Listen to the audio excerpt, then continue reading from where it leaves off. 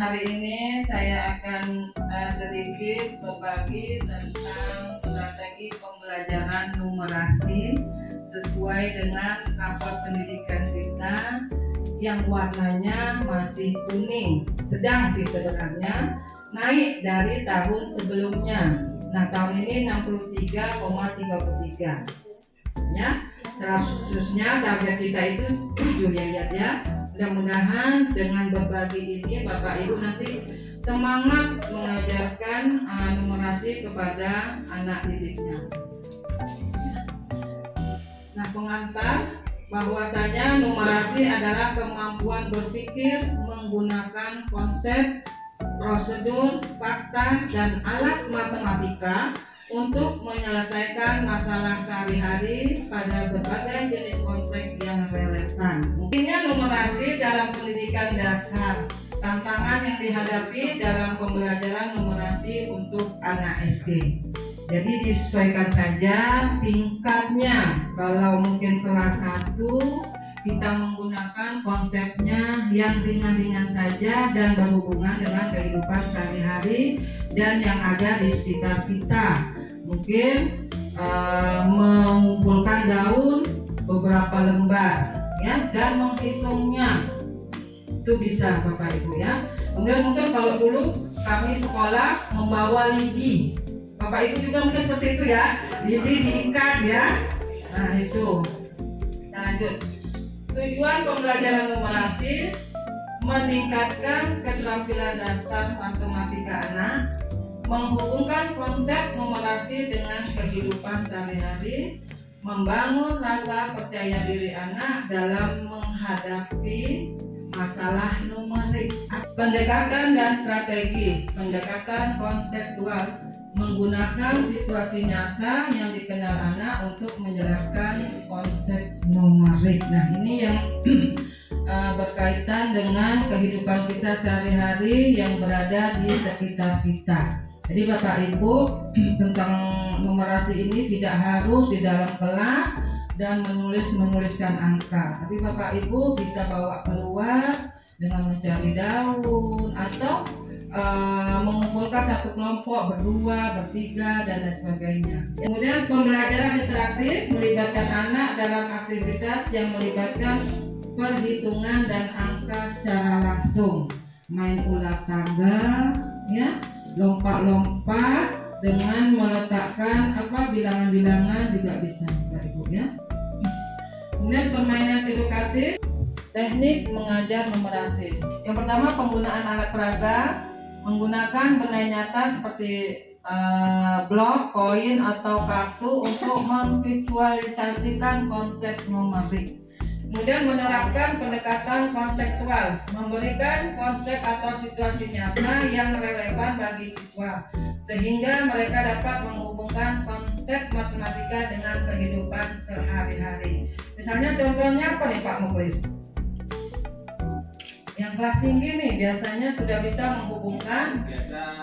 Kami kalau di belajar matematika yang kelas 6 itu biasanya kalau yang ini kan kayak pelajaran bilangan bulat. Nah, jadi kalau dalam bilangan bulat itu kayak kami dalam kehidupan sehari-hari itu kami konsepkan kayak seperti punya hutang gitu kan. Kita punya hutang berapa, kita bayar berapa, itulah kita masukkan konsep sehari-hari. Kalau lebih seperti itu kayaknya lebih masuk. Alhamdulillah lebih masuk. Siap pinjol. Soalnya kalau anak-anak dibilang ini Pak dikurang ditambah dengan usia itu masih agak kurang kan, masih agak kurang. Tapi kalau kita bilang kita punya hutang 5, kita bayar 8, maka tinggal berapa itu lebih masuk. Jadi dalam bagaimana strategi mengajar numerasi yang menyenangkan? Benar? Ya. Untuk numerasinya kalau dapat kita cari alat peraganya, uang-uangan gitu Bu. Iya, jual beli Pak. Seperti permainan perdagangan umpamanya dia menjual barang sekian, harganya sekian, dengan uang yang sekian kembalinya harus sekian. Iya, mantap. Menggunakan uang seolah-olah uang nyata gitu. Kalau bisa ya. Menindaklanjuti apa yang Ibu sampaikan tadi, sepertinya pernah kemarin saya ikuti pelatihan di guru ya Bu ya.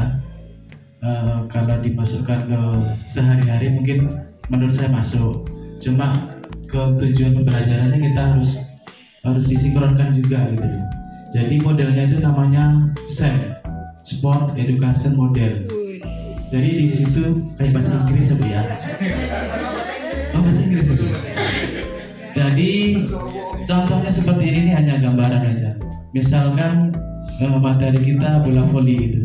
Jadi di bola voli itu tidak hanya pemain saja, tetapi di situ juga nanti ada wasitnya, ada pelatihnya, ada yang menghitung angka poin-poinnya gitu. Jadi semuanya terlibat, tidak ada yang nganggur gitu. Membuat strategi yang dapat semua anak terlibat seperti Pak Budi tadi bilang itu di olahraga. Itu yang khusus matematikanya ada satu sebagai teman sejawat juga itu bisa mendorong anak yang lain tempat bertanya. Ya. Kemudian yang keempat, permainan matematika disajikan dalam bentuk permainan matematika yang menarik dan menyenangkan sehingga siswa dapat belajar sambil bermain. Kira-kira seperti apa itu Bapak Ibu? Ada mungkin Pak Akbar bisa berbagi lagi permainan edukatif matematika. Ya, kelas 6 ini biasanya sedikit aja Pak Akbar. Kalau untuk permainan matematika biasanya di kelas saya Bu, saya menerapkan semacam permainan kuis. Jadi saya bagi ke beberapa kelompok. Setiap kelompok ini dibagi ke beberapa materi yang berbeda. Jadi nanti masing-masing kelompok bisa melakukan tanya jawab. Nanti kita akan lakukan semacam sistem mengukur sampai nanti dia bertemu di final dalam permainan matematika. Nanti bagi pihak dengan nilai yang rendah, biasanya saya ada kesepakatan dengan anak-anak kira-kira mau diberikan dukungan apa. Mungkin misalnya menyanyi atau diberikan tugas PR. Jadi anak-anak bisa terlibat secara langsung dan lebih menikmati belajar matematika biar tidak bosan. Oke, terima kasih. Tangan Bapak Akbar. Terima kasih kepada Bapak Ibu yang memberi pengalaman berbagi. Saya bertanya nih kali ini masih nggak ada anak-anak yang takut dengan pelajaran matematika? Sampai nangis gitu ada nggak? Kalau nangis nggak ada ya? Kalau bisa jawab nangis. Hendak pasal 2 aktif sampel penghitungan mungkin bisa menggunakan dua mainan atau kancing untuk belajar menghitung, membandingkan banyak dan mengenal konsep lebih atau kurang. Mungkin Ibu guru kelas rendah bisa berbagi lagi pengalamannya, misalnya menggunakan dua koin atau kancing. Bu Sarah ada pernah? Pakai origami. Seperti apa tuh? Kalau di kelas Sarah kemarin Bu origami bentuk bulat gitu, nanti ditempel kayak kertas karton. Misalnya kalau satu tempel satu origaminya, kalau dua ditempel dua origaminya sampai 10. Udah itu aja kalau di kelas Sarah. Itu dengan satu bentuk atau bermacam-macam bentuk? Itu cuma satu bentuk aja lingkaran, tapi berbagai warna. Oh, berbagai warna. Berarti mengenali.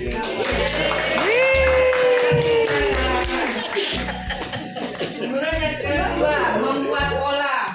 Gunakan balok, kancing atau gambar untuk membuat pola sederhana seperti pola berulang atau pola elektronis. Membuat pola sederhana.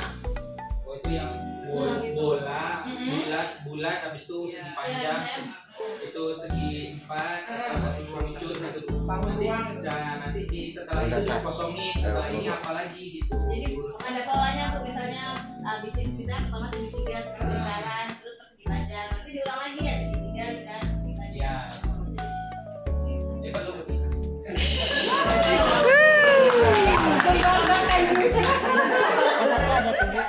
Nah, yang ketiga mengukur panjang. Mungkin kalau mengukur panjang ini kita semua sudah ya menggunakan penggaris atau tali. Kalau dulu kita pakai apa Pak?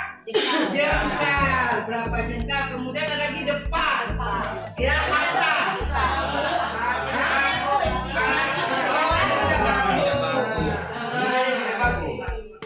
Kalau penggaris atau ini tali itu baku ya. Mana pecahan? Mungkin dengan menggunakan kue, pizza itu bentuknya apa? Lingkaran. Tapi bisa dipotong-potong. Bisa dibagi jadi bagian yang sama. Seperempat Ya, ya. ya. Kemudian membuat grafik sederhana. Nah, grafik kalau sekarang kita di zaman canggih ya sudah gampang saja. Kalau dulu kita pakai tulis, pakai penggarisnya, diratakan, dihitung berapa inci. Ada berbagai tingkat kemampuan. Betul Bapak Ibu? Pasti ya. Nah, solusinya mungkin menggunakan metode pengajaran tadi yang berdiferensiasi sesuai kemampuan anak ya. Misalnya anak ini mungkin belum mahir dengan kali-kali yang berapa, jangan ditekan Bapak Ibu, jangan ditekan ya. Kita ikuti mereka pelan-pelan, jangan disamaratakan. Kemudian tantangan lagi persepsi negatif terhadap matematika. Nah itu tadi kita harus meluruskan bahwasanya matematika itu tidak seperti yang dibayangkan. Kalau niat kita baik, saya harus bisa, insya Allah anak pun bisa.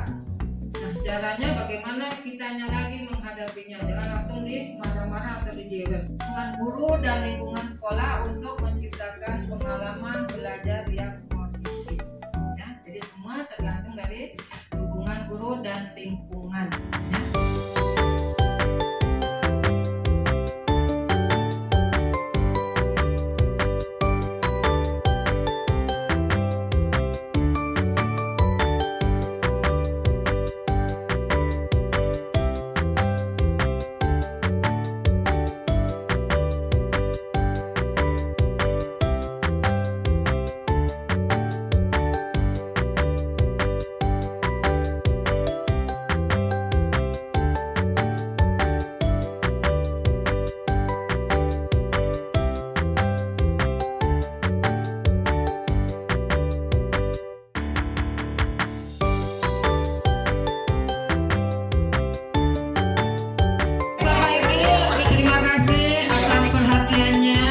Pertemuan kita pada pagi hari menjelang siang ini, mudah-mudahan apa yang saya sampaikan bermanfaat bagi saya sendiri dan bagi Bapak Ibu guru semuanya dan dapat mengimplementasikan di dalam kelas bersama anak-anaknya. Semoga dengan terus kita berinovasi membuat pelajaran menyenangkan dengan mengajarkan yang lebih pada pembelajaran numerasi, anak-anak kita bersemangat dan dapat terus mengikuti pembelajaran matematika dan mereka menjadi senang dengan pembelajaran numerasi. Terima kasih sekali lagi pada Bapak Ibu dan saya ucapkan mohon maaf apabila